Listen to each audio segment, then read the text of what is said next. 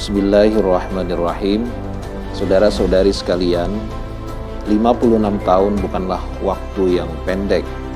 Berawal dari inisiatif para ulama dan cendekiawan dan didukung oleh pemerintah daerah, akhirnya pada 20 November 1964 diresmikanlah pendirian IAIN Antasari yang pada waktu itu ditandatangani oleh Menteri Agama Republik Indonesia Saifuddin Zuhri.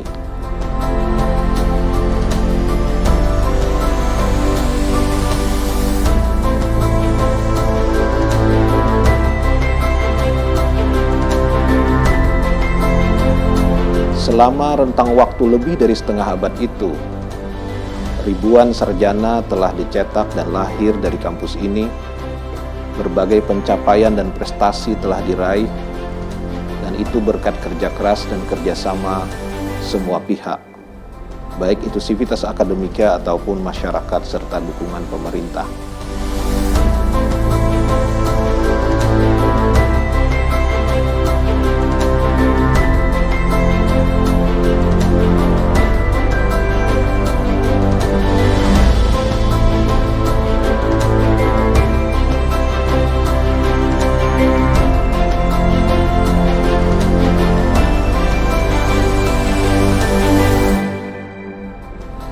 Sementara itu, zaman terus berubah dan tuntutan masyarakat terus meningkat.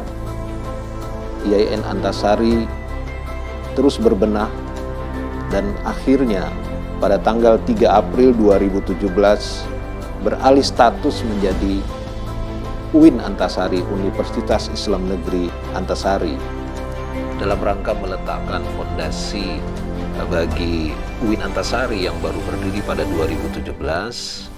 Maka tugas kami adalah membangun infrastruktur sekaligus layanan akademik bagi para mahasiswa. Terkait dengan infrastruktur, di kampus 1 kita pelaksanaan rehab gedung-gedung lama ya, seperti asrama, gedung PSB, gedung student center, juga memperbaiki dan memperindah aula-aula di fakultas-fakultas, aula rektorat, kemudian juga auditorium. Kita semua juga tahu bahwa kampus 1 ini berada di lahan rawa, dan karena itu sangat rentan dengan banjir, maka kita juga memperbaiki drainase kita agar tidak lagi banjir dan air hujan yang tumpah cepat surut. Kita melakukan pengecatan gedung-gedung, penambahan lahan parkir untuk semua yang datang ke kampus kita, seperti di samping rektorat dan di samping fakultas syariah. Kita juga membuat taman-taman agar kelihatan asri. Kemudian saat ini kita tengah menyelesaikan gedung 3 lantai sebagai pusat layanan akademik di kampus 1 ini. Untuk di kampus 2 dimulai pada tahun 2018 dilaksanakan pematangan lahan yang disambung pada tahun 2019.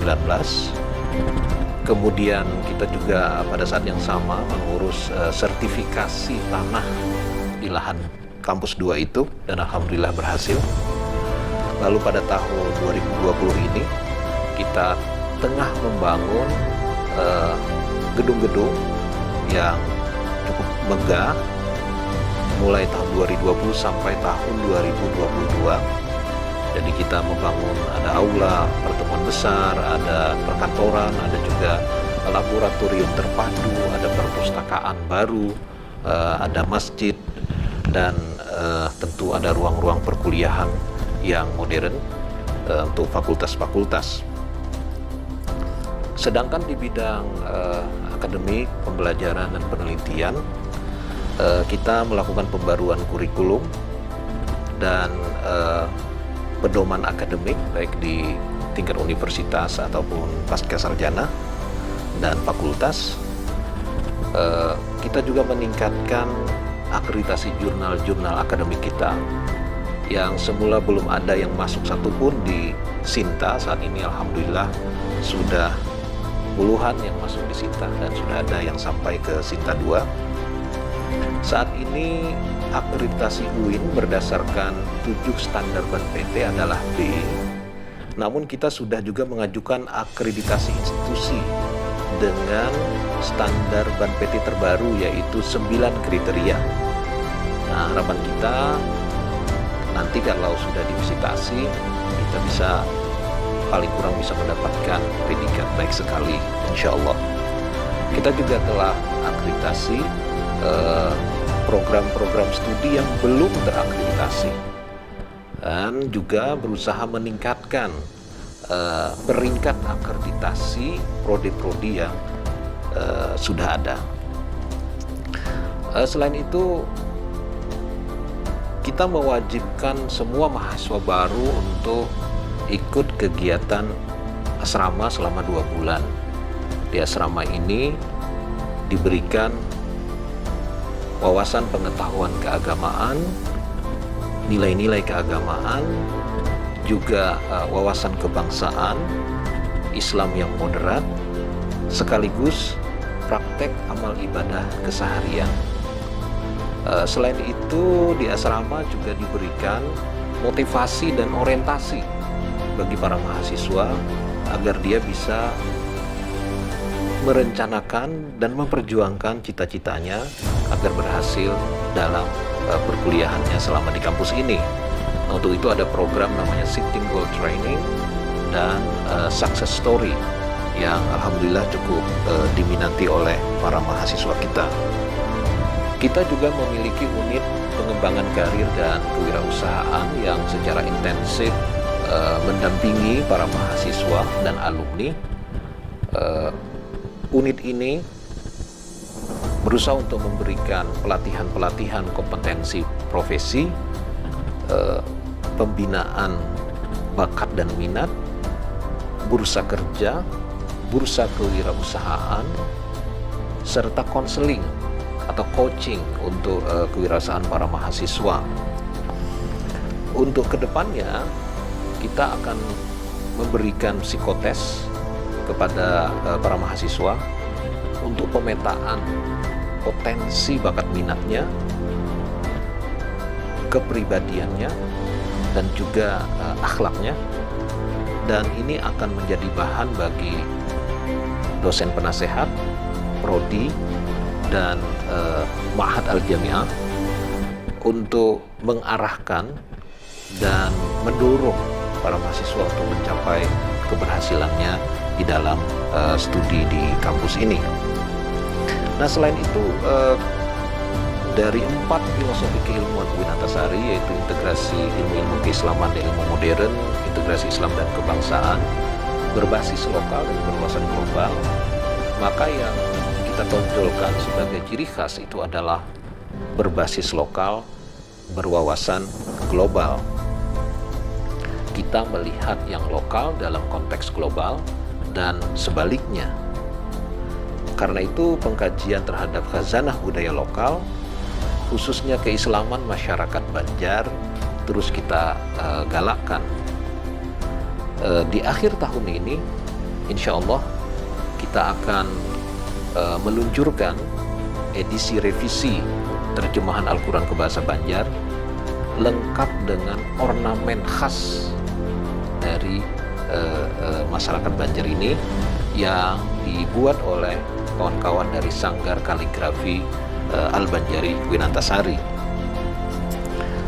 Selain itu, kita juga akan meresmikan Banjar Corner dan Melayu Corner yang diletakkan di lantai dasar, lantai 1 perpustakaan UIN Antasari, di mana di situ nanti akan